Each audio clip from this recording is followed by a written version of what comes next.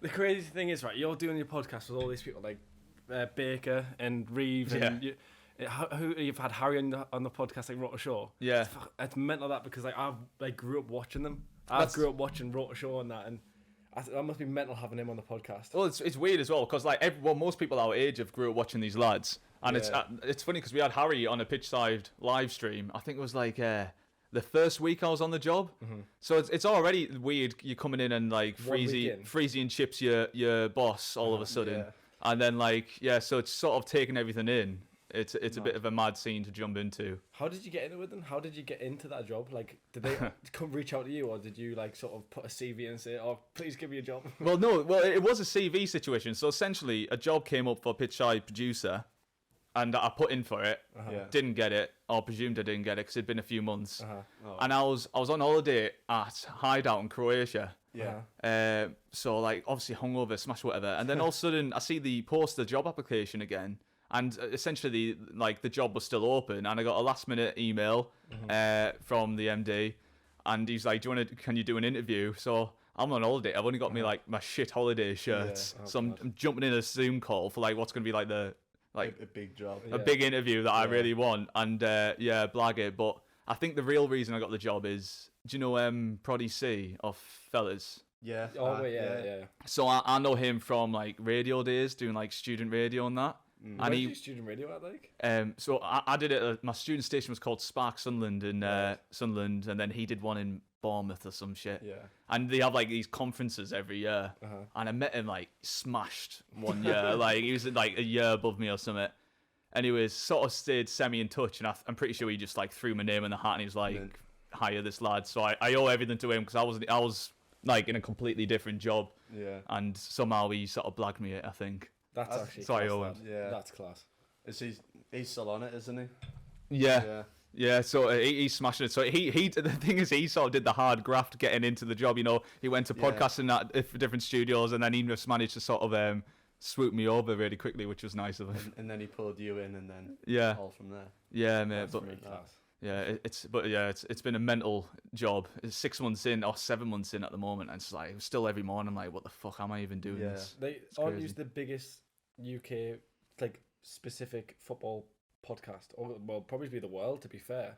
Yeah, I don't know. Yeah, I can't think of any that are bigger. Pitchside. Chew Jody doesn't count because he does like live streams at the kickoff. That's not like his channel isn't focused on just podcasts or like live streams or watch alongs. Yeah, you guys are like focused only on football and doing that type of avenue. So technically, you're the producer of the biggest. I'll take that. I mean, anyone who watches the club will try and say that they are, but no, they got somewhere to go. The club has smashed it. They're with us as well, in the same studio. So there's like a friendly rivalry with them going on. But no, it's good though. It's mad, yeah, but it's a lot of responsibility as well, mate. I came in, and I was like, my first thought was like, can I even do this job? Yeah. So and it's like it's not just as simple as like you go in, you press some buttons, and you do the podcast. It's like really full on behind the scenes. I was going to say, what's production around you then? Do you have people working with you?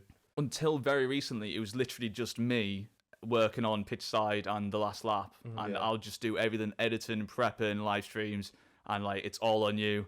And recently we got a new lad in who's I saw, because I remember seeing a video of you with like you and another guy to your left. Yeah. You were like I can't remember what it was, but it was funny. No, TikTok. Do you know what? That might have been the Lescott one. He was just a man. I think Lescott's management. It was just sat off my shoulder.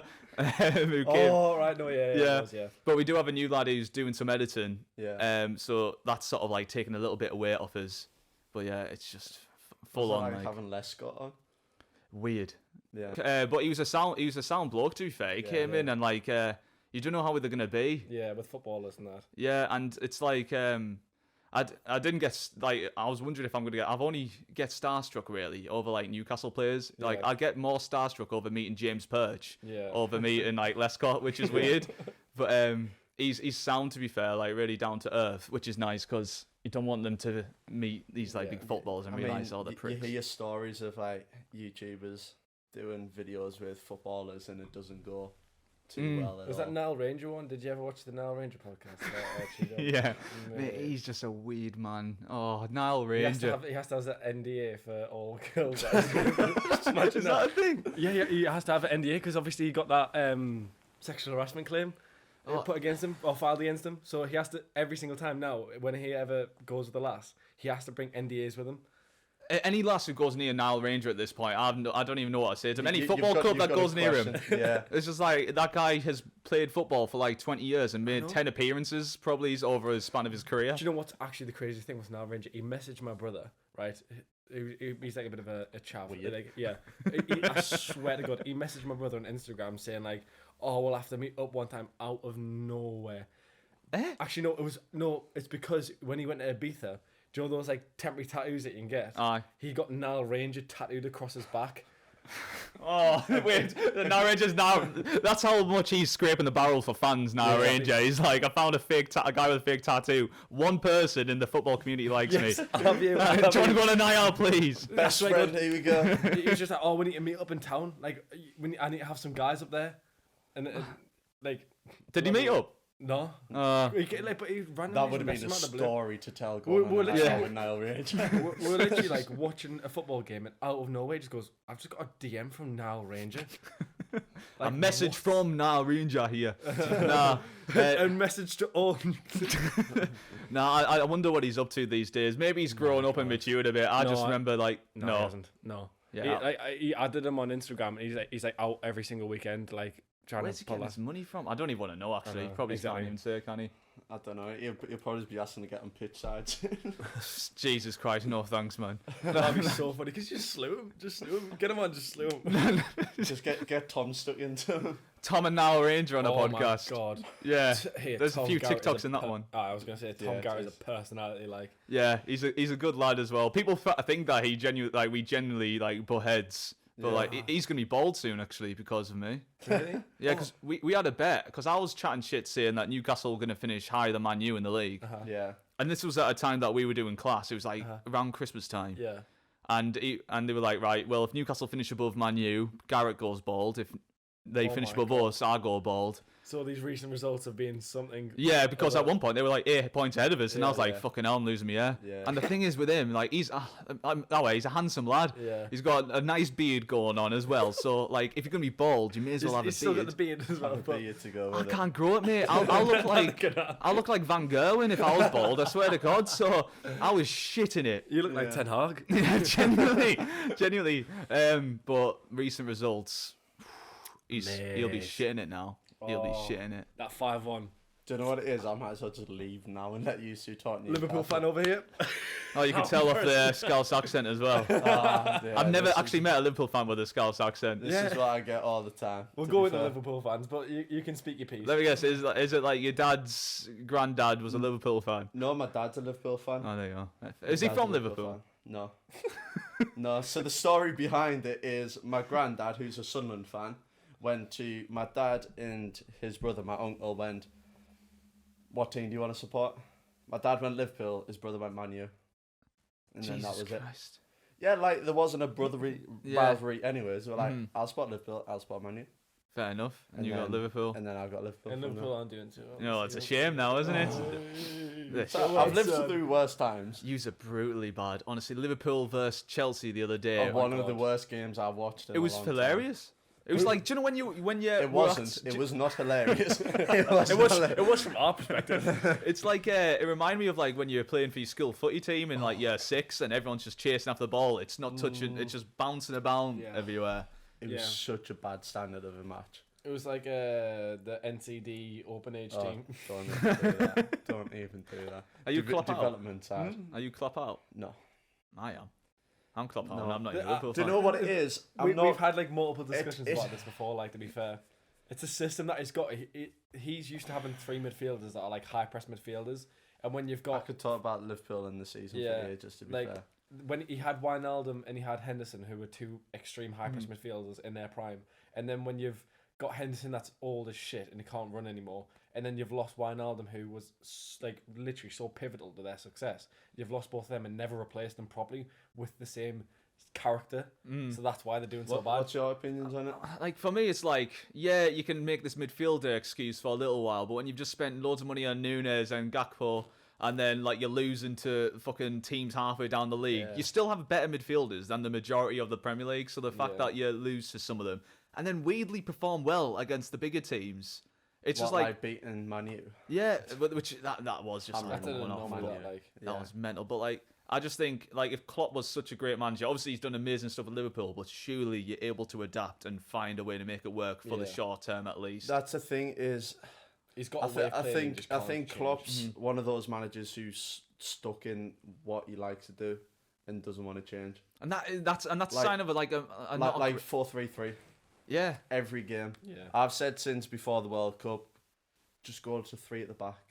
Or go 3-4-3 and just like if you're ever struggling, any team's ever struggling, 3-4-3. Go for it. When in doubt. When in doubt, stick 3-4-3. Just go 4-4 fucking 2. Let's just go simple. Let's go Sean Dyche. Swear to God. No, but that's how it works. And the problem is, it's like, obviously you're never going to sack Klopp, but like, surely you can't sack Klopp. I think it's decision at the end of the season between Klopp and the board going, is it the right time for you to disappear now? Because it depends if the board are going to back him with the 200 million plus that we need in the summer. Yeah.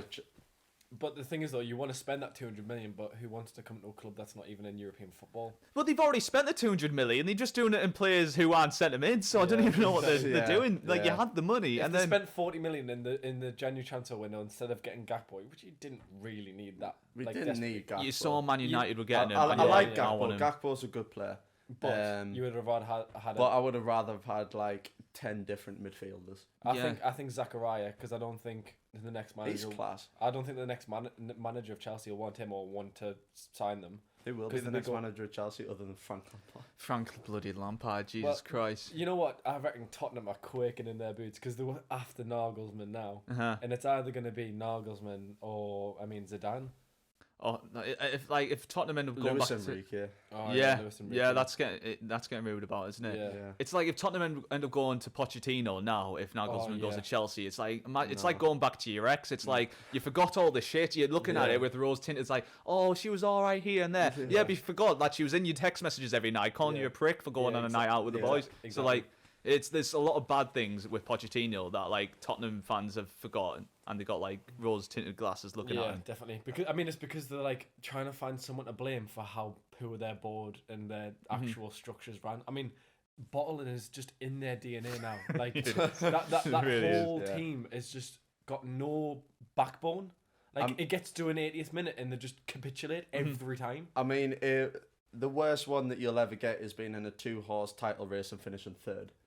Yeah, that is the peak of Tottenham. That that. When we smashed them 4-0 on the last day of the season. Yeah. We had absolutely now to play for. We were relegated that season, weren't we? Yeah, we had now to play for. Then just smashed Tottenham 4-0 for the crack. At home, just for the crack. I was just sat there. I was just watching it on Saturday. I was like, where on earth has this been all season? Yeah. That was when we had Townsend and Shelvey brought in, and Shelvey. Remember Townsend scoring that screamer of a free kick? I miss that team, man.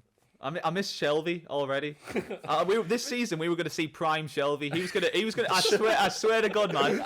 He was in training camp over in Saudi. He was getting fit. The guy had abs. He's never trained properly, and he was fit and ready to earn his new contract. Got an injury and never saw the team. Like, the thing is, though, now he's balling out for Forest. Yeah, now he's over at Forest. I said on another podcast, is his passing range and his passing ability is just unbelievable. His long range passing is just. I mean, we saw in the championship. Yeah, but that was when in the championship when there was no players around him for about 15 yards. Yeah, but that was that's true. And he could just when he went to the Premier League, he then had Jack Colback in front of him. Like you're not going to do anything when you have a ginger Jack Colback in front of you. The fact that he's still playing Premier League football is nuts to me. Like Forest are just a B-Tech Newcastle at this point. I know. This has been Chris Wood, Shelvey. They're my second team now, man. I love them. Bring them on, man. Do you know what just ship all of our shite off to them. How much support do I have for Forest this season? Because I've said all the way through the Forest are going to steal, and everyone's decided they're going to get relegated. I'm like, they're staying up, so I'm a big supporter of Forest. Yeah. It's an interesting one because I'd like them to stay, but it's just like... No, I want them to go down, because after that game against them when we beat them in the last minute... Oh, yeah. I just hate them. What stood out in that game that pissed you off? Because for me, I was like, it was just like the fact that they were like, oh, the 1-0 up, they were chatting on, like all the fans were just giving it this, right? And then at the end, they're like time wasting throughout the entire thing. I mean, I know we've been a bit of a lads, it's called cramp, all right. We get cramp in the 80th minute. I'm sorry. Don't even do that. You go down in the 55th minute again, says. We work hard. We beat you twice this season anyway, so I'm fine. That does my head in, because I wanted one over on Liverpool so hard from that unjust bullshit fucking first game that we had. Isak was onside, and the 25 extra additional minutes for Liverpool at the end, whatever it was. Gee, I'm so glad to see you have a shit season after that. Thanks. I mean, Carvalho's disappeared since then anyway. So. I was going to say, he only turned up for that game. He got subbed on for like the 25 minutes of extra time that he was on and then scored a goal. It's honestly him and Lansbury, wherever Lansbury's at these days, I can't stand, because I still haven't let that go for him when he was like against Forest in the Championship, where he was like a proper prick against Newcastle. Can't even remember what he did, but I just don't like him anymore. The name sticks in your head now. Yeah, just whenever I see him, like, fucking Lansbury. Just fucking Lansbury. Who do you think that we should sign in the summer? Madison. Yeah. Honestly, I love Madison. Him on the right. Him on the right. Would you say him on the right?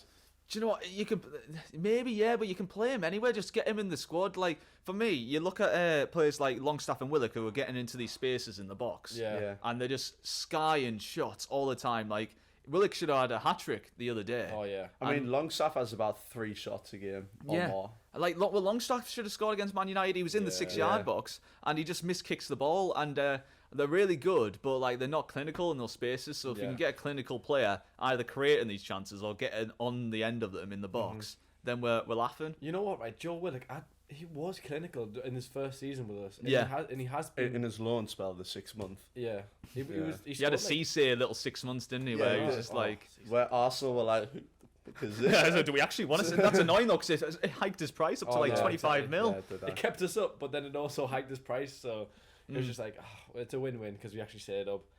But no, I think he's still quality. I think he's a great midfielder, but he's also a great option because he's someone that is so energetic, but also can play in left wing as well. So he's another option. So I think we have to hold on to him. He's slick on the ball as well. Yeah, he's really good with his feet. The weird thing with Newcastle at the moment, like the Newcastle I remember, you couldn't string 3 passes together without a missed touch. Now, like Isak, Wilson, Almiron, even like everyone's just so delicate with the ball and can take it down and dish it out. But the thing is, though, it's as if it changed overnight. It was so weird. They all just went, "Oh yeah, I can pass a ball now." Like it would feel so rushed under Bruce. It's proper training. It's proper. It's like in the week. It's proper intense training where they'll be practicing these motions of play. They'll be doing intricate passing and training with Bruce. Who knows what they were doing? But they definitely weren't working hard because like that guy's a dinosaur realistically. I mean, did you not see what happened when the owners first took over and went to the training ground? They were using paper plates and plastic forks. The bathrooms were like broke, and they were using blow up hot tubs. You know, like the blow up. Hot tub is actual thing. I mean, I got one of those in my back garden, mate. It's like it's not really Premier League quality, is it? You can get those 400 quid off Argos if you wanted. The thing is, though, he would have bought the wholesale price through Sports Direct, so he wouldn't even paid full price for the fucker. Not a chance. It's mental, man. It's mental to think how far we've come. I retweeted the other day. It was like, the Newcastle local commentator, I forgot his name actually, where he's like, just put it in the fucking net. And it's like, that's the Newcastle I'll always remember. In 20 years' time, say we've won all these trophies. When I talk to my kids about the Newcastle I remember, it will be this shit Bruce ball. Colaccini as well, Gutierrez. But in the summer though, you do need a mass of players coming in still though. I think we can do that. No we've matter got the money, and we've got the stature of the club now because we're in Champions League. But no matter what European places you're going to be in, Champions League, Europa League, wherever it's going to be, you're going to be playing weekday, weekend. True. And you haven't had that since. Was it 06? No, because we had it in 15. Europa League. Europa League. You just gotta have. And the problem we did there, we didn't strengthen after we got that 5th place. Like, because in classic Ashley style, as soon as we had a little ounce of like hope for a good future, he just did not back it at all, and that was actually all over. That's actually all over. Right, so you just need that quality and depth, because what you bring off the bench at the minute isn't. Yeah, I mean, we are starting to grow. I where mean, it you should bring in be. Anthony Gordon off, and yes, I know people might say. I hate him.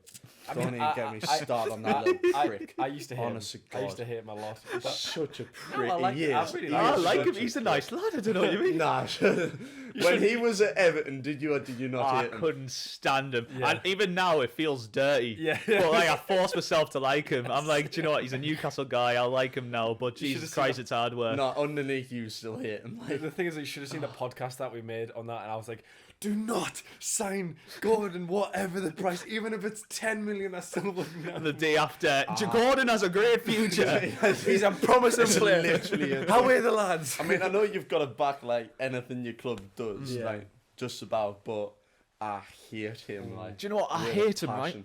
But I have no way to question Eddie Howe at this Yeah, point. yeah. If you can turn like Longstaff into an actual okay midfielder, Yeah. like consistently, Yeah. if you can turn Almiron into an actual Premier League, right? If you can have Jacob Murphy Yeah, oh my starting God. in a top 4 if team you at can the convert moment, Joe Linton, one of the worst signings in Premier League history, Yeah. Into one of the best into players. one of the best midfielders in the Premier League this Yeah. season.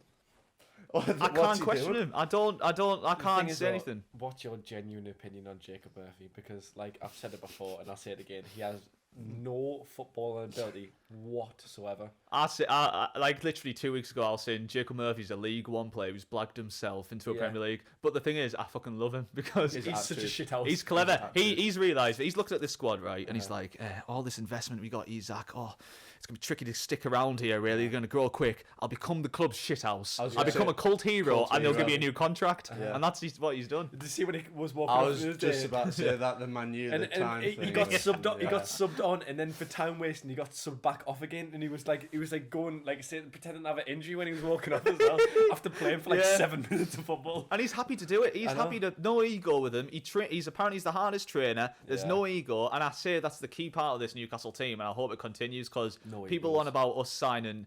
I remember I was asked a while ago, would I take Mbappe or Madison? And I got so much stick. I Yeah, said You Madison. said Madison. And like, because I look at it really in depth, and maybe it's overthinking it, but it's like, right, you sign Mbappe, you spend all this money, you got all these wages on him. Now he thinks he owns a club. Now the other players are like, We see why what's is my in the wages PSG. not like that? Yeah. See what he's done at PSG?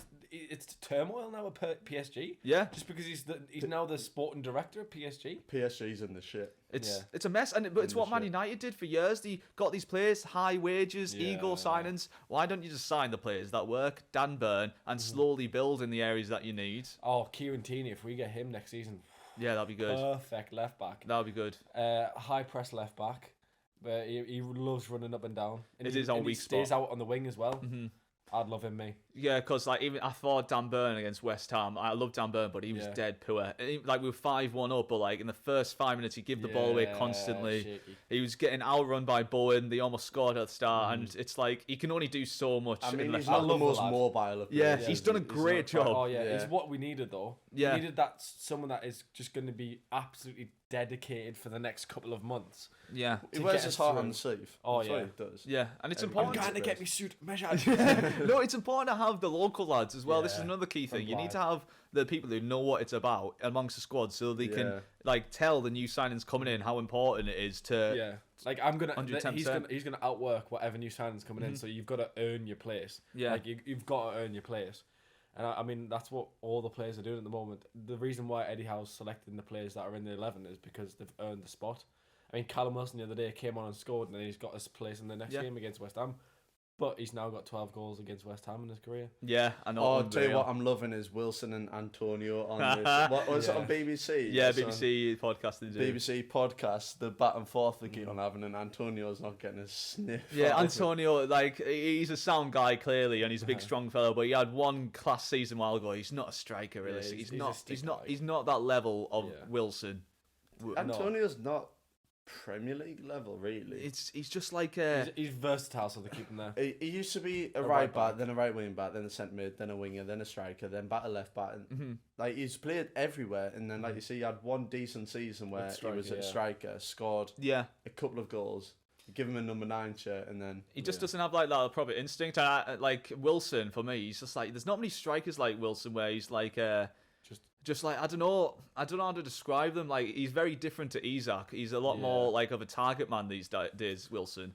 And he always likes playing off the last defender and just pushing them away so he gets that bit of space. I think he's quite intelligent. Yeah, as a striker. I mean, he just knows where he needs to be. Yeah, he hasn't got the pace of Haaland now, and he used to be fast when he was a Bournemouth. He's losing it a little bit. Yeah, player. So he's obviously learned, and he's a smart player now. Like you see him in games nibbling on defenders, getting them riled up and stuff like that. So they commit the fouls on him when he's in that deeper pocket. Sorry, not deeper, a higher pocket, because it's a bit like an old school striker, isn't he? Yeah, he is. He just chips away at the centre half constantly. Yeah, and this is what you need, right? Because I thought Wilson had been dead poor as of late, and Isak definitely deserved it. But I love how competitive he is for that standpoint. He's been like vocal about, he's not really happy playing just 60 minutes. Yeah. But like it's understanding he has to earn his way back in. Now Eddie Howe, like how do you make a decision for Brentford now? Isak probably comes back in because like the rest and each other and going back and forth. But the competition for spaces is something that Newcastle's not had for ages. It's a very good option to have, though. Especially up front. Most teams don't have good strikers these days, man. Like, that's why half these big teams are fighting in relegation. They can't score goals. Yeah. What do you mean, like, went wild horse at Man U? What a tool, man. I hate Man United at the moment, man. That 2-0 win, I needed it. I needed that for my soul. And all Man United fans are just, like, on strings at the moment. We were at work, and I was just like, I was putting on, like, the Super 6. I was like, you know what? We're beating them 1-0. Whacked on 1-0 to us on the Super 6. And then we went 1-0 up, and I don't think I've screamed like loud and genuinely. I was like, fucking get it. Do you know what? That performance is what I expected in the final. Because I knew we would like outwork them, and that's the game that we played. We just didn't do it in the final and that one off. But like we fucking embarrassed them. I'm sorry, they didn't even have a sniff. And Ten Hag had been crying all week, giving it like the arrogance of a Man United manager. It's just like. He embarrassed himself, didn't he? Do you think Ten Hag's under or overrated? I'm trying to put my bias aside because he really pissed me off in the last week because I was like, you arrogant little bastard. Because they were the ones time wasting in the first half. With De Gea. And the thing is though, like they're pushing for top 4. They're saying they're still in the title race or whatever. They're in the title race for like 5 days. I know. And Rashford hadn't scored in like 2 weeks, 3 weeks. And we scored the other day against Brentford, for God's sake. Honest thoughts on him, right? Like people saying he's overachieving and he's doing an amazing job. I think he's doing a complete level job of what he should this season. Because think about it, you have Chelsea doing shit, you have Liverpool doing shit, you have Tottenham being pretty naff. Yeah. Where else should Man United finish but third? If anything, if Newcastle pipped them to third, he's slightly underachieved. But then you can say he's won the cup, so okay. But from Arsenal to Man City and all the other big teams that are underperforming, Man United, after their investment, logically should be third this season. Are they in the final of the FA Cup or not? No, I don't. They haven't played the semis yet. No, they haven't played. No, I was going to say, but it'll be still on the cards. Yeah, I was going to say it's City versus. Obviously, it's still got Europa League there, but Europa League. I don't like that trophy, man. Well, why then you go conference league. Even if we're in it, I'll enjoy watching it. But it's like winning a competition, but like the best. Like if you want to win, if you call yourself a winner, you have to win against like everyone. It's like you're winning in a category where it's like the best teams aren't allowed to play. And I understand why it has to work, but I don't know. I've always been a bit iffy. Kind of feels like winning like the Club World Cup, though. That's such a naff trophy. Nah. What's the point? What was the one that Newcastle won pre-season? Can't remember. I just seen a picture today of Jacob Murphy holding it over his head. I thought all the Man United fans tweeting us because I said I just fancied riling them up and I said Rangnick was a better manager than Ten Hag. And then so they've all been. It's so easy to get bites out of people. It's great, especially after you've just beat them and they're like desperate to get one back over on you. The thing is, we posted a TikTok of one of our podcasts, and in the podcast we're talking about like wingers or like players that are like performing this season. I was like, Miggy Almiron's better than Mo Salah this season. We had a good debate about that. But was probably, but at one point. But if I'm being honest, I still think he's a better right winger. He's injured at the moment, that's why he's not playing. But I still think this season, Miggy doing it again. Not doing it again. Miggy Almiron is genuinely a better right winger than Mo Salah. Mo Salah can't perform against Bournemouth. I went one step further, actually. I said better than Saka at one point. No, because the key thing is you have to paraphrase it by saying on current form, and then you can say it. Yeah. Is Arsenal fans and Saka at the minute? You know what? He's a class player. He's a class player. But when I heard an Arsenal fan on a podcast, can't remember what podcast it was, saying that he reminds him of Messi, I kind of lost it a little bit. Oh my god! I can't lie, I lost it a little bit. I saw that on Instagram because he goes, he's a left-footed player. I'm like, so's Dan Burn. Messi does it. Hey, I've seen Dan Burn bomb up that wing, and I thought for a second. I wouldn't say bomb up that way, but like, when he gets striding, when he gets galloping, I was just when he like, gets going. he compared him to Messi. I'm like, oh, don't do this, please, because Saka is a really, really good player, but don't make him overrated. It's an interesting one, Saka, because, like I say, he wasn't really on everyone's radar as much, like, until he started, like, which was it, Euros or World Cup, when he, like, Euros, where he started he cemented himself as the first team player. Yeah. And, like, obviously he'd been about building up to that moment, but he really, like, that was where he established himself Well, I mean, as, like, before that, he was left back, left wing back, wasn't he? yeah.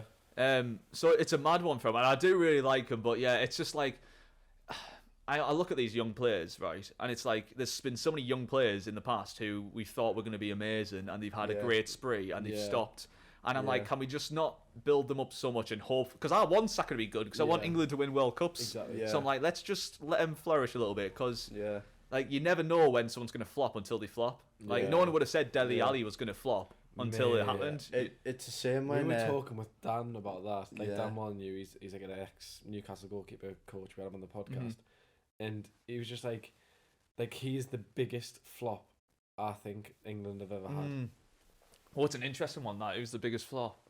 Like England have ever. Like there's a few. No, but you've built got to a lot of remember people his up in the past. numbers. You've got to remember his numbers were better than Gerrard. The hype around Dele Alli was crazy. Like, not even the hype. The numbers were backing it up. He was unreal. He was first name on team sheet for England. Probably one of the best players at Tottenham with Harry Kane. Yeah. Like that Kane Ali link up was. Where it all started was that so goal against good. Crystal Palace, that flick over his head, and then with his weaker foot volleys it in the bottom corner. I don't know who else England level would be a flop like that though. People always try and say that Rooney was, which is just an absolute joke. Oh no! That's as Rory Jones would say, that's a disrespectful to the establishment of football. A bigger flop. Do you know? It's hard to think. Could you say Walcott? Walcott was like playing really young money. Yeah, but I don't know if he had the same numbers to back it up. I can't remember probably. But the thing is, though, he was always like the next big young winger. He's like Saka. Yeah, but that's the thing with Walcott. He had an ego with him. He was just like, I'm not a winger, I'm a striker. Yeah. That's but bad. You are better as a winger. He's just, I'm not a winger, I'm a striker. All right, play you up front. You shit up front. What about Welbeck? Danny Welbeck? Yeah, he moved to Man U from Arsenal, and he was like supposed to be the next big thing. Who said that Welbeck should have been in the Jennings? Yeah. Rory Jennings said that Welbeck should have been in the England World Cup squad. Yeah, but he was buzzing because when they did like the preliminary, whatever you say it, preliminary. The squad where it's like he said Welbeck ended up being in it, so he had a field day to. But like at that point, it was like a 50-man squad. Everyone was in it, man. So yeah, I was just like, that's embarrassing. That Welbeck over every other striker that we've got, Danny Welbeck. Are you taking the piss now? Like, to be fair, like what strikers have England got coming through at the moment? I mean the other one, like Eddie and Nketiah. Oh, obviously Balogun's coming through. It's just I don't see anyone who's going to come through and take Kane's record. Like say. Like when there was Rooney, we had Kane coming through, and it was like there was a predecessor. Yeah. Kane's gone, do you see Rashford's future as a striker or a winger? I've always liked Rashford as a striker personally, but like he came onto the scene against. Well, he came on the scene as a striker though, didn't he? Mm-hmm. Yeah, he did. I remember that goal that he scored in his first derby against City, and I think they won that game. Do you not remember? It was years ago. Like when he first came on the scene, he was like wearing like 49. 17 or something. Yeah, dead young. Really dead young. But like the weird thing is, I don't know why I remember this at all, but I was at Brewster Bears when I was watching that game. Don't know why I remember that. Yeah, that is a random thing. I know. But like, that's what in my head. I don't know what other strikers do we have coming up and coming. Obviously, we've got Ivan Toney, we've got Abraham at the minute.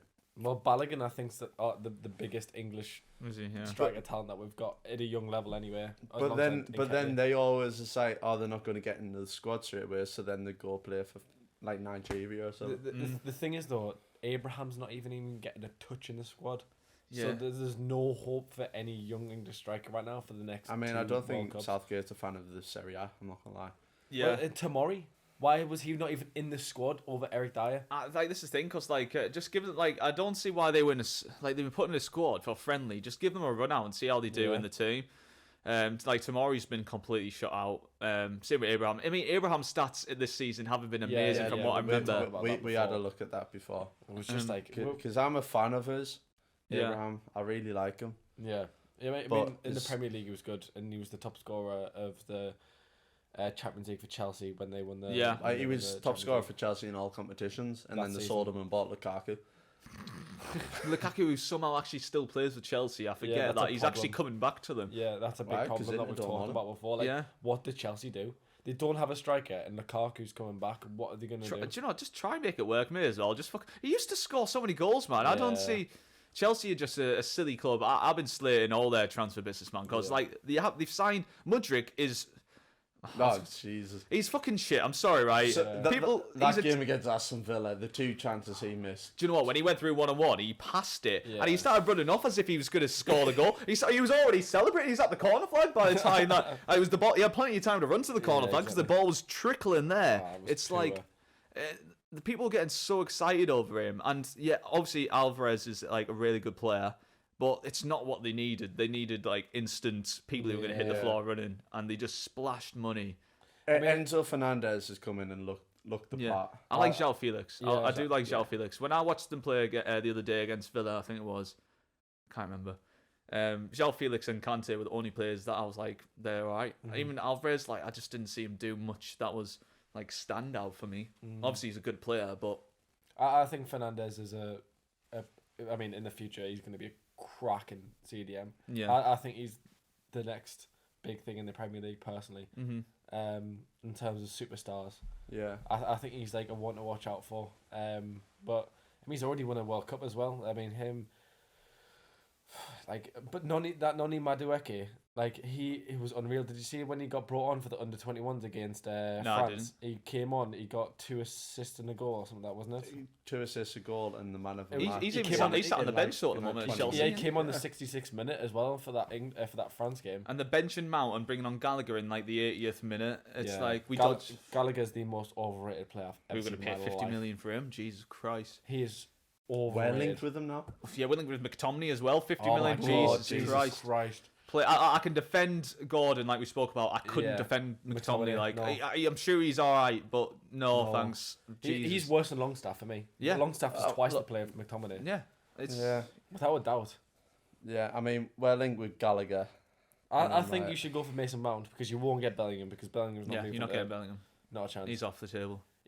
I have a contact who apparently has a very, very good contact who says it's already signed for Man City. Wow. And like this guy's I don't know how reliable his contact is, but I trust the person I know. Yeah. But apparently it's all signed and like he's promising me Bellingham to City. Yeah, wow. But Trent and Jude went to Chris Brown together in London. And that means so much. No, John. I mean, to be fair, I've said it for so long that it will probably be City because I said it, I think it was before the World Cup. It was just like Gundogan will leave in the summer and Bernardo Silva will leave in the summer. Yeah. And City will need another midfielder. Yeah. Go get Bellingham. Oh, fucking hell. They're so scary, you know. Bellingham, Haaland. Linking back up again. Bellingham's really nice as well. I know we're on about players flopping. He's one who you just guarantee he's not going to flop. I love that he went to Dortmund and like is willing to go at that young. Like he's so young. He's 19. It's ridiculous. The guy is so mature, already a leader. He's absolutely unreal. I love Bellingham. He's like Zidane level, I think. Like genuinely, he can be as big as Zidane. I can't wait to see him in the Prem because he's not going to go abroad. He won't go Madrid. One day in the future, maybe he'll do like a Beckham move, and once he's. I mean, that's like Haaland. Yeah, Haaland will go to Real or Barca one day. Yeah, Well, Mbappe. You know what? I hate Mbappe so much. He's a can't little stand French the prick. frog. I stand hate the French prick. frog. I hate French people in general. I'm not gonna lie. The only one French person I like is genuinely N'Golo Kante. Like you can't not like him. So like fair enough. Mbappe is just a glorified Adama Traore. I'm sorry, lads. Yeah. Sprints down the wing. Thank you very much for that TikTok. Nah, We'll be putting that straight in there. The first one, yeah. Content. Mbappe is. He will go. Well done. You pissed already. Getting smashed. Mbappe will go to Real Madrid Yeah. in the summer. Maybe. He's the Benzema replacement, like any. To be fair, right, that's pretty scary. That like him playing up top and then Vinny on the left. Yeah, and like the centre mids that they got at that club is just like it's not even fair. It's Camavinga, Tchouameni, and Valverde, but then you still got Modric and Kroos sat there as well. It's so nice. Modric and Kroos still doing a job at this age is disgusting. Like The 34 and 36, something like that as well, aren't he? Or older. Modric is 36 or 37, Yeah. I think, and Kroos is like 33, 34. Do you know what? I think. Modric screams of a move to like Aston Villa. I'm telling you. Once he drops out of that in a season or so, Aston Villa will get like a little season out of him randomly, like they did with Coutinho. Oh, Is he? God. Is he still there? Yeah, it's a Coutinho's flop still of a there. signing, I 20 know. million. Aston Villa's had a howler. They were laughing at us for beating us to Coutinho. They were laughing at us for beating us to Carlos. Yeah. Coutinho's been shy, and Carlos got a cruciate ligament I'll injury. tell you straight what, away. though, Well, Una- he hasn't Una- played since he's joined. Nah, Who, we Carlos, barely. Or Coutinho. It's Carlos. Carlos. Barely. Is he still injured? Yeah, I don't my know, God. but like he was a Might massive be signing back. for them, and they I was paid over the interested in odds. Mike, yeah. 'Cause- I thought it would have been for us anyway. I thought it would have been a good signing, but who it we've got now, would have been. Botman. Oh my. Well, that's the thing. We were stubborn over our price, and we're like, no, Carlos is getting on. Our price is there, and Aston Yeah. Villa backed down a bit. Yeah. Obviously, I'm not happy that he got injured, Yeah. but like it's just unfortunate for them. Like, Yeah, but Coutinho's. Yeah, that's a Toilet, wash man. signing. That is a wash signing. poo poo. Yeah. I mean, Poo-poo I signing mean, that, like. I'm quite happy we took the 120 odd million off Barcelona for him. Barcelona, Jesus Christ, That was nice. They're terrible with money. Then, like, You know what? Bartomeu and money was serious. I mean, what was it? 125 million Coutinho, 110 million Dembele, 100 and how much 40. million on Griezmann? Dembele almost went on a free as well, didn't he? Yeah, Nearly. almost. We were linked with him tons. We were as well. Yeah, And I was Chelsea. just like, sack Salah off, we'll get him yeah, in get Dembele in. for free. Who's that Chelsea fan on TikTok? He's like, "Come on, have you seen Oh, him?" Oh, the guy who just screamed. Yeah. Oh, I just swipe him out. I can't be arsed here. That like, he's it's just just like, "Come on, we're going to sign the next Mbappe." Yes. See, And then he's just like, that "I was hate the Barcelona." best thing in the Transfer. summer in the transfer window, Chelsea and He's like, Barcelona. He was like, "Barcelona, you can have Lewandowski because we're signing Ousmane Dembele. Come on!" And then the next It's a TikTok is contract yeah, sign. the contract sign. do you know what I always think of these people? Like, it's like because people say I'll put it on for TikTok. Imagine like he's living at home with his parents. Imagine the parents just sat down watching telly and they're like, I wonder what he's doing upstairs. Just fucking hear that screaming upstairs. He's in a Like, tank. Jesus Christ. He's in a wife beater every single Yeah, time. it's like, what is our son doing upstairs again? I mean, you have got a studio, so you're shouting and screaming all the time. You're just in your mum and dad's houses. well, no, mate, I've spent half my time on TikTok just screaming and shouting in my bedroom. Newcastle propaganda. I was gonna say you were hiding up in your bedroom and then making your TikToks to that Dylan lad. Oh, Oh, my mate. god. Dylan, that, 1 sec, I'm gonna sip your beer. yeah. I'm drinking beer. Yeah, everyone, by the way, we have beer out just to force that into the thing. Yeah. No, What's his name? Dylan. Dill's baby boy rants or something like that. Dill's. Oh, Dill's France. kinky boy rambles. I don't know. What does he even do? What is he? What's that? A TikToker? Is he? So like, I don't even honestly. I'd heard little rumors about this guy. Apparently, he's just like a bit dodgy. Like he'll say things about you, tweet certain things about you, and then as soon as you say something back, he'll like delete it or whatever. So as if he never said it. No, he, no, Like, deleted, so he never said it, and then you're just sat there like making shit up, basically. I don't even know, you know. Like maybe he just sort of like comes at you, delete it, and then he's like complains to you. I don't know. Yeah. Genuinely, I didn't. I only did that. The only reason like this happened yesterday was like I did a video just whining people about Ragnick because I was at work and Proddy C went to us. He was like, "Yeah, got a good one for you, Lewis." I was like, "What's this?" He's like, Ragnick has got more points at this point of last season than Ten Hag. But does he actually? Yeah, Yeah, but I saw that on Instagram. But Ten Hag has played like 10 games less because of the World Cup and okay, whatever. yeah. But I was like, shoot, like this is a great moment because I do mean my opinions, but sometimes surely people should be able to catch on. See through it. Like That I don't really think that Ragnick is a better manager than Ten Hag, but Man United fans, some of them, on TikTok are a bit silly. aren't exactly that smart though. You got to remember they're from Manchester. Yeah, so he bit to that TikTok, and I just did a little jokey replies to him, and he just gets He just kept on hooking on it. he gets so worked up, and I was just having a laugh and just like joking on, and he's just weird man. You see it with loads of people on TikTok these days who just love a bite at each other because I mean it's such a competitive market. They take football, they take themselves so seriously. I look at TikTok, I'm just going on here, have a laugh. I enjoy a bit of stick in that. I get my comments are brutal. But I see that. But I get rinsed way more from a mate coming back home than it will from TikTok comments. I'm really indifferent to if people like me or not. On that Salah video that we're talking about before, I got told like I'm a dick and like that retard on the right hand side just not know what he's talking about. No. I was like. I just don't get it. I've done it to get the bite out of you. Yeah, I get told to drink bleach and kill myself. I'm like, Jesus Christ, lads! I only said Man United aren't very good. But in reality, you have to think you said it. It's like I don't personally know anyone who would go onto TikTok and like comment something like that. Yeah. So clearly, these people commenting these messages aren't people who I'd associate with. Because if I don't know anyone who's doing that, then it's not the type of person I hang out with. So they're clearly kids or weirdos. Remember the hate that I got off a bunch of Fulham fans? Oh my god, yeah. But the thing is, though, it's not even if Fulham fans. Yeah. The thing is, though, it's not even. Yeah, they all hate me. Sure, all three of them. Yeah. Mate, like it wasn't even like it was literally him saying like who's each club should sign in the January transfer window. It's not like, oh, by the way, Fulham are shite. Like it was literally just, oh, I think you should sign another centre mid because you've only got 2 good centre mids and you should get a backup. And they went went nuts. But what's a Fulham fan going in? I feel like I did not like that, good fellow. That's not very nice of you to say. That's like a Fulham fan going in on you. But weirdly enough, that it's was like the a most Chelsea fan having an opinion. Yeah. But to be fair, on that comment section, because you were doing it like going up, and like obviously Fulham were above Chelsea at that point in the season, and still are. So Chelsea bottom half. It was like literally Chelsea and Fulham fans just going in on you in that comment section. I was just like, where on earth did that come from? I had a bunch of Southerners hating us, which we're Northerners. That's useless. Yeah, it's natural, mate. Yeah, I said Chelsea need to sign a striker in January, and then all the Chelsea fans was like, no, we do not. We can score goals. We do not create chances. Chelsea we don't have anyone who can create. I was just like, Havertz, Sterling, Ziyech, Pulisic, Mount. I was just like, who's your striker? Aubameyang. Oh, that went well.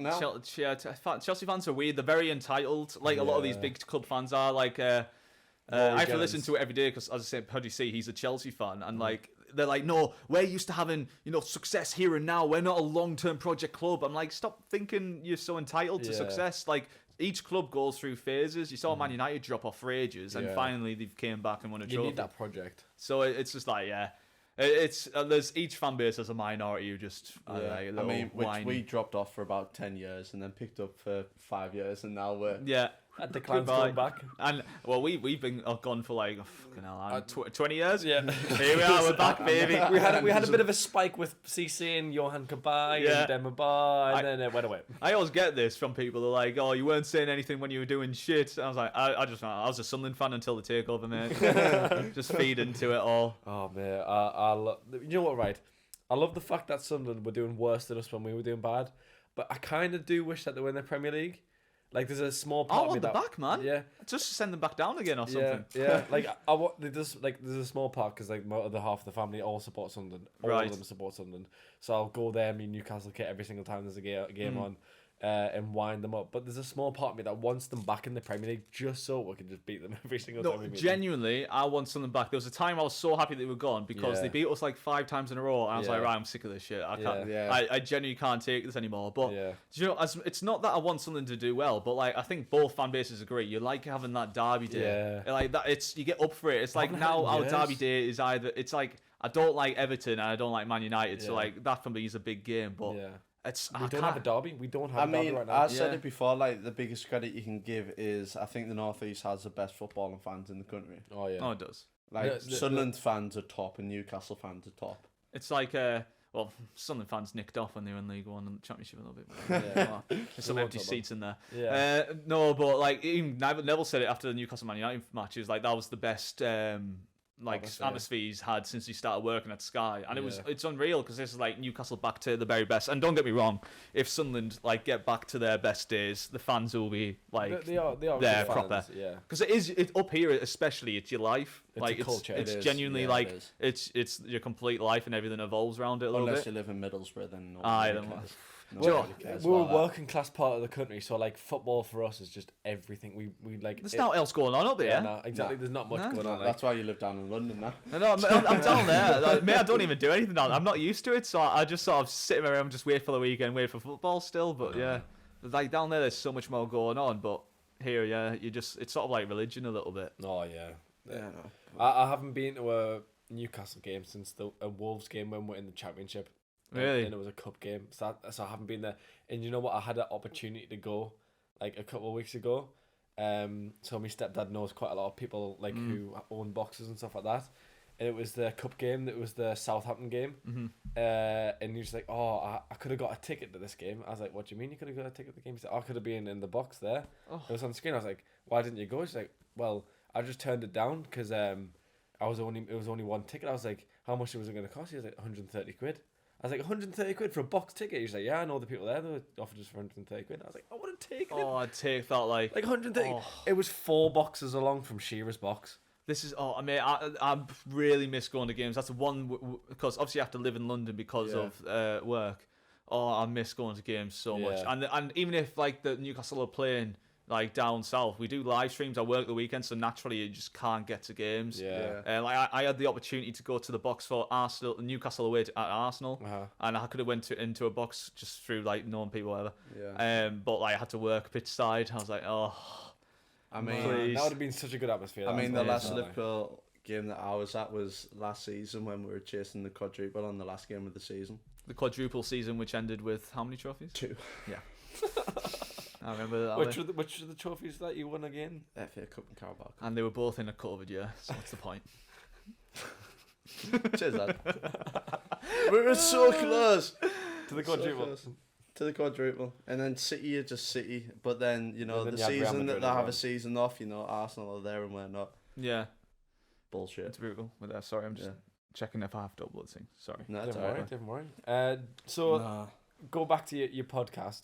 Mm-hmm. So you're a producer now. Would you ever want to start your own podcast? Honestly, I'd love to do it. But like realistically, just alongside the job, it would be hard to fit everything in. It's very intensive. I did have my own podcast with my brother, and that's sort of how because I knew this is what I wanted to get into. Like before, I was doing radio, so I was like presenting. I'm used to being in front of a mic, so I'm fine with all that. And I realised I want radio's shit, and it's dead. It's dying. Yeah. Sorry, anyone who likes radio, but it's just it's shite. Yeah. It's dead. Talk sport shit. So that's the only one that might survive. A bit of talk sport, but so I started my own podcast with my brother, because I knew I wanted to end up over here. So I'd like to, but no, I don't think anyone would listen to my shite, mate. And you never know. You never know because what you're doing now, you're on the Pitchside podcast. You're growing an audience. The people know who you are. People who watch the Pitchside know who Lewis is. Yeah. So I mean, a lot of them would be sad that they do know who I am. Yeah, exactly. They're like, fuck, get this guy off. The thing is though, all it takes is like someone else to take off, and then you approach them and go, "Well, why don't we start one of our own?" It's interesting to say. At the moment, that's not even really in my head because, like, say Pitchside. Like I'm happy that the lads are happy to have me on mic. A lot of people say that they wish I wasn't on the mic, but there is a few people who agree that I improve it a slight bit. Yeah. But no, I'm grateful that the lads like the idea of me speaking a bit. So I'm sort of fulfilled in that area, and whatever happens, future happens. But I think it adds a little bit more to Pitchside. Yeah, I was gonna say it adds a bit of spice because your opinion's always to the opposite of Garrett's, so it always it just triggers Garrett, and when Garrett's triggered, it's just funny. See, well, that's the thing. I don't say because a lot of people say things to that I don't mean. It's sort of like you have to ride that line because you have to remember I'm a producer. I'm not like one of the people so there, I need to part of my jobs is also to get them talking because if we have a podcast now, content out. If we have a podcast now, it's like, what do we think of Dice doing a good job? Yeah, he's doing good. And then it's just silence. All right, there we go. So it's not like sometimes I'll it's just pausing a question and to get them, and they might instantly disagree because it'll be wrong, but we'll get them talking about that topic. So, but fill in the blanks. But don't get me wrong. Don't get me wrong. Garrett's wrong so much. Yeah. And I do the debates I have with him are genuine. He's always wrong, man. People just lick his ass. Yeah. Because his beautiful blue eyes. That's why. I remember watching Garrett when he was first coming up, sitting in his fucking office or his car making videos about football. Yeah. And to be fair, the first videos I remember watching, because I remember showing you them, it was him talking about Messi. Yeah. And I was just like, I agree with this shit. Yeah. Because you just sit it in Ronaldo. But he does know. No, Garrett knows his stuff as well. Like in fairness to him, he knows his stuff, and that's why he's got like massive on TikTok. I mean, your TikTok's blown up recently. I'm not, just because I got some. I'll just say something about Garrett, and I'll get an extra 50k. No, that's that. Well, that's one of the perks of working on the podcast. You know, you get people exposure. Yeah, see more of your stuff. And my logic is Newcastle are rising now and becoming one of the big teams, one of the bigger talking points. There's no Newcastle fan on the panel, so if you can grab that audience and take them to the podcast, then it's ideal for everyone. I mean, there's not many particular Newcastle fans with a high ceiling of viewers anyway, is there? I mean, you've got Geordie, but like I think Geordie's his reputation is shot. Yeah. He's having some bumps in the road. Bumps in the road. Bumps up somewhere else as well. No comment.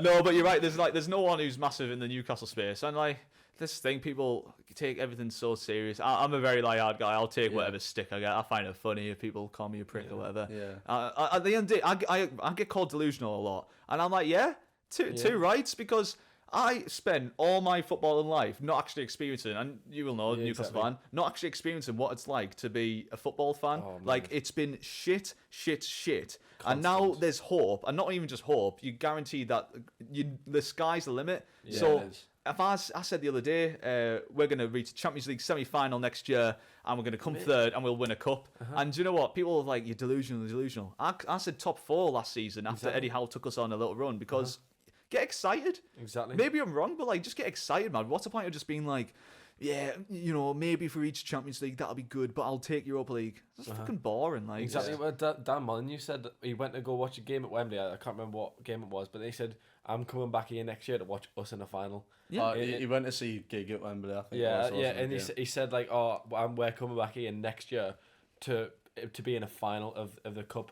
And he then went to go watch us at the final at the cup. Well, this thing, I guess I understand why a lot of Newcastle fans are like maybe more reserved, or people want to be pessimistic. But it's like, just get washed away with the fun. Like on the lead up to the final, I always say, no, we're going to be battering Man United. Yeah. Because what's the point in going into the first final that you've probably experienced in your life, thinking, Man United will probably win. Like, to be fair, I'm almost a little bit pessimistic because of like some of those players that we've got in our squad now still played under Bruce, and those are the same players. Like I'm just sat there thinking, Joe Linton could never control the ball. He couldn't shoot. And then we had Almiron couldn't score for 38 games or get assists for 38 games, and then went on this run of scoring this many goals. Mate, like if Almiron can go on a run of scoring like 7 goals in like as many games, there's no reason we can't win the Champions League. Because I fucking tell you what, he was so Almiron doing that is more unlikely than that. Yeah, I couldn't believe the spree he went on. Yeah, so he's immense for us now. Like genuinely, he's for me anyway. He's the first name on the team sheet because he brings so much energy from right wing. He's high press. He'll be on every single play possible. I'd rather have him over Salah in my team any day of the week. Shit, though. No, he's not, because that goal that he came on against, was it Palace that he came on? Yeah, I think so. And scored in the last minute. This is the thing, right? I kind of do think he's secretly shit. Yeah, a little bit. This is the thing, right? We had a thing where like he'd get the ball in the wing, he'd pass it back, he'd run behind the defence, and we'd chip it over, and he kept scoring from that position. And defenders sort of switched on to it now. And he hasn't scored as many goals. He's not as good as what he was playing now, but he's not as bad as what he used to be. He's going to level out in the middle, I feel like. But he's high press. Like, it's something that we need in the system. Like, he's got more ability than Jacob Murphy. Yeah. Like, Jacob Murphy, when he gets to a defender, he goes, well, I'm fucked. Yeah. I've got someone in front of me. Someone's trying to stop me. Even if they should just let him through, because he's just going to miss the chance anyways, exactly. Realistically. Like, against West Ham the other day, he surprised himself when he goes past someone. He did like a little chop and he went, oh shit, I've gone past him. What do I do now? Did he do He a just back, laid it off. didn't he do a back heel the other week or something? And he was looking around like, oh my god. Oh, dude, love him though. It was that Chef Wed game when we lost. He got in on goal and he like chipped it over, and then he was just like, oh shit, I've missed that. It's like I miss it reminds me of Hosselu. Like when we had Hosselu, he was so shit, but like I loved him. Like every game he'd at least attempt an overhead kick. Now he's tearing up the Spanish squad and La Liga. Mental. He made his debut in the Spanish squad. Scored at the 2 age goals, of I think. whatever, and he scored 2 goals. It's off like the 10 bench. minutes as well. I think Yeah. he got subbed on in the 80th or something. That was nuts. Remember Remember that? that made his debut. Remember that Facundo Ferreira? Do you ever remember him? He was a striker, Yeah. 2015, something like that. Oh my god. I remember signing him on Football Manager all the time. I was like, yes, Facundo Ferreira, next big thing. Like I was expecting like Aguero levels. Yeah. He just played about 2 games and never saw him again. Well, do you know what? There was a guy who I used to always sign on Footy Manager. I can't remember his name. He was a left back that we signed last something. Oh, Jetro Willems. no, he was mint. Oh, I love no, Garrret it was this Willems, other. We got him from like an Italian league or something. He just never played. Xavier, I'm pretty sure he's in our reserves still somewhere. I don't know what happened to him. Cisco, horrendous silence, been brutal through the years. Oh my god, man, Jesus! But now you've got money to sign Oh yeah. whoever you want.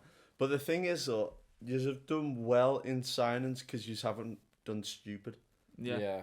You've signed players that you need. It's a bit like Arsenal now with Arteta, the signing players that they need and not just signing anybody. Yeah. Yeah, definitely. They're like, they look at the squad and go, we're weak in that area, we'll sign a left back. And the key thing is also being willing to back down. So that's one thing you saw in Newcastle and Botman. We Yeah. willing back down, and Arsenal did it brilliantly with Mudryk. Let's back down from that. We'll go to Plan B, which is Trossard. We'll stick to the plan. Banging What's option, worked out better? which was a banging